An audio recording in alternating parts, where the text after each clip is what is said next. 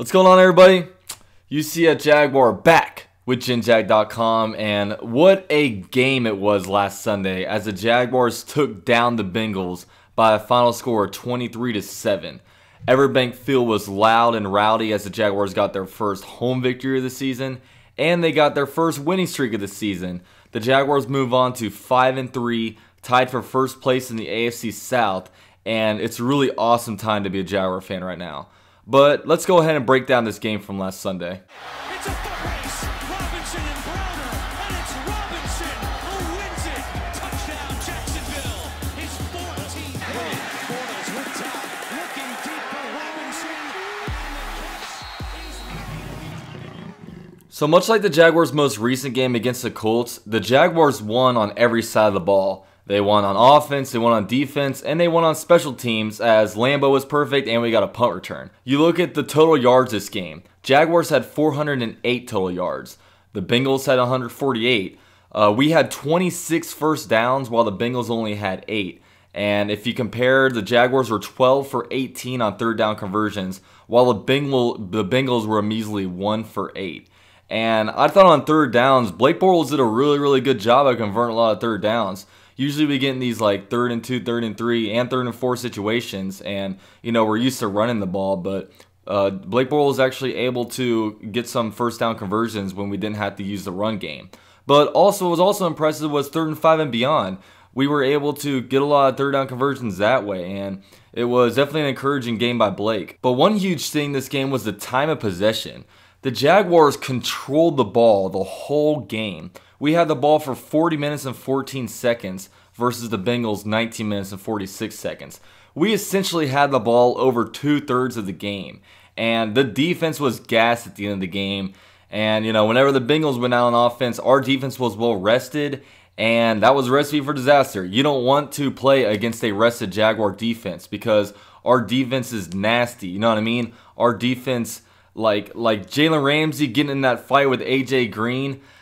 Man, that was awesome. I mean, Everbank Field, like, we were just kind of chilling. All of a sudden, we were like, holy crap, there's a fight going on. And then, you know, you see, like, all this stuff going on and, like, a big, you know, pile up. And then, like, all the fans were, like, getting super into it. And I remember they showed the replay on the Jumbotron. And then we saw, like, you know, Jalen Ramsey push him to the ground. AJ Green comes back and, like, puts him in a chokehold and, like, slams him to the ground as he, like, for a reason, he puts his hand on his helmet, and you know it was awesome. And then you see Miles Jack come in there and hit him in the dick with his helmet and just like completely lay him out. And man, it was just fun. I mean, it just shows this defense. I mean, this defense is bullies. This defense is full of bullies. You know what I mean? Like, we are out here getting in guys' heads, and then you know AJ Green. I think it was a combination of both Jalen Ramsey and Andy Dalton because their offense was not doing anything. AJ Green had like 1 catch for like 6 or 8 yards. And like there were a couple times where he was getting open, but Andy Dalton wasn't seeing them. And then obviously we know AJ Green is frustrated with how this offense has been. And the Jaguars just took advantage of their piss poor, the Bengals' piss poor offense. One thing about the fight, Tom Coughlin did come out and make a statement about it after, you know, and like Jalen Ramsey and AJ Green, none of them will face suspension. There were a lot of Jaguar fans that were like pissed off that AJ Green didn't get suspended. But you got to think, the Bengals are playing the Titans next week. So we probably want AJ Green to play, and we probably want him to get about 150 yards and 2 touchdowns. So it's good that I'm surprised that AJ Green didn't get kicked out or didn't get suspended, especially because Mike Evans got suspended in front of Bucks. But when it comes to our defense played outstanding. We only held them to 7 points. 7 of those points were in the first half when we kind of let a fluke kind of play go on us where the tight end, you know, I think it was like Miles Jack and Barry Church ran into each other as the tight end made a huge run. Shout out to Paul Pozzozia for being able to chase him down. You know, then they go out and Joe Mixon scores a touchdown, even though he was definitely short, but whatever. You know, the second half, we didn't have Jalen Ramsey. I was concerned about that just because Jalen Myrick did not have the best preseason. You know, a lot of people didn't even think he'd be able to make a practice squad. I thought that taking out AJ Green and Jalen Ramsey were more so an advantage to the Bengals just because Jalen Ramsey is pretty much a shutdown corner. He'll just take out whatever player he covers pretty much. But, you know, I thought that Jalen Myrick versus their third or fourth wide receiver would be a better matchup for them, just because Jalen Ramsey's such a hard guy to go against. But, with Jalen Ramsey out, we didn't miss a beat.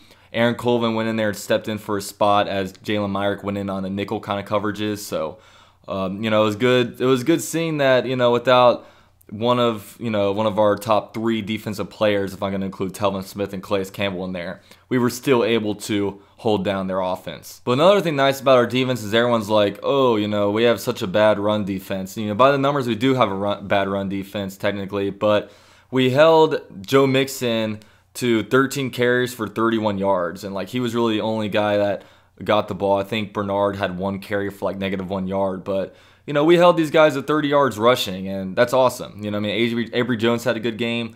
Darius, I don't think he was in too much during the game. I had to rewatch the coach's film to really see how much of an impact he made, but being able to hold him down to 31 yards rushing is definitely encouraging, because we know we're a good defense, and we know we're a good team too, but we like to be able to hit those benchmarks where, okay, we're not very good at rush defense, boom. We got that down now. But speaking of weaknesses, let's go to the offensive side.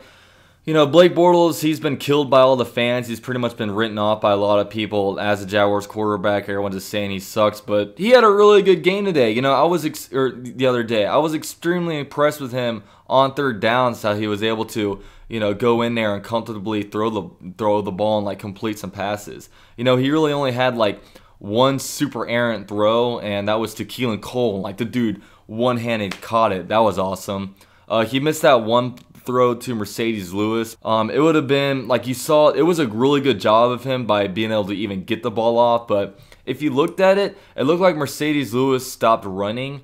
It's because he saw he was wide open. He kind of wanted to give him a little better of, a place to throw to. I think it was miscommunication because Bortles kind of overthrew him, and, I think that was because, he expected them probably to keep going when Mercedes was trying to go back and give help. So, it was 2 guys just, on a broken play, just trying to make something work. But man, he was wide open, but it would have been cool. We will see what Blake does these next games. He has 2 good games in a row, but he needs to start stacking these games and start keep good games. But if Bortles keeps playing like this, we could win some playoff games for sure. It just seems like our quarterback might be the biggest thing holding us back. Our offense was able to move without our best offensive player in Leonard Fournette, and we didn't have D.D. Westbrook in the game. So those are two great players that we still have to add. 2 players in the top 4 rounds of last year's draft. So I'm really excited to see what happens when they come back. The Jaguars are now 3-0 against the AFC North, and we have a very good chance to sweep the AFC North. All we have to do is play the Browns and beat them.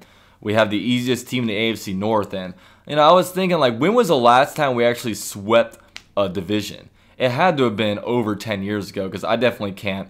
It definitely wasn't the last 5-6 years, but I can't remember a time where we actually swept the whole division. And it's looking like this year we might be able to do that, so that'll be really cool. Not only are we sweeping, it looks like we're going to sweep the AFC North, but we're also annihilating them. We're outscoring the AFC North by a score of 94-23.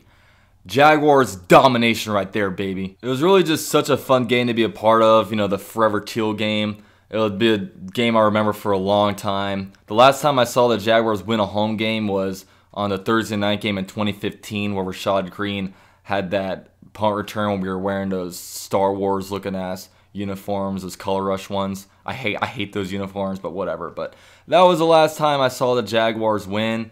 So it was definitely cool to be there, be in an awesome atmosphere. The fans were so into it.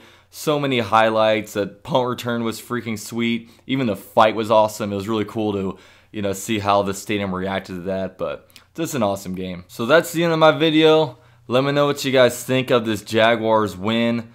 Now we move on to play the Chargers at home versus the fighting Leos and Ottos of Gus Bradley. So that should be a really fun game. The Jaguars have not been good at all historically against Phillip Rivers. He's always been able to pick our defense apart. But this is a whole new defense. We've got to be able to shut this guy down, shut Gus Bradley down, playing in Everbank. Hopefully it's going to be another lit stadium. Hopefully the energy is up. The energy is going to be up if we win.